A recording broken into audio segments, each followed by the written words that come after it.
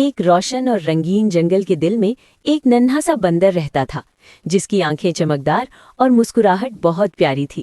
اسے ہنسنا، جھولنا اور بڑی مہمات کے خواب دیکھنا بہت پسند تھا۔ ایک دھوپ والی صبح ننھے بندر نے ایک چمکتا ہوا کوسے قزح کا راستہ دیکھا اور تجسس محسوس کیا۔ واہ، اس نے سوچا، یہ کہاں جاتا ہوگا؟ جب وہ اس راستے پر چلا تو وہ ایک نیلی بلبلاتی ہوئی ندی کے پاس پہنچ گیا۔ پانی چھینٹے مار رہا تھا اور بندر کو تھوڑا سا ڈر لگا۔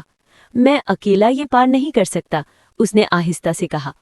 اچانک ایک مہربان کچھوا نیچے سے نکلا اور مسکرا دیا۔ میری پیٹھ پر بیٹھ جاؤ، کچھوے نے کہا۔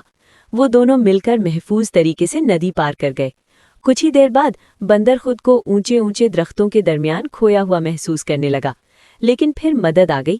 ایک مہربان ہاتھی اور ایک خوش مزاج طوطے نے اسے گھر کا راستہ دکھایا۔ آخرکار ننھے بندر نے خوشی سے اپنی ماں کو گلے لگا لیا۔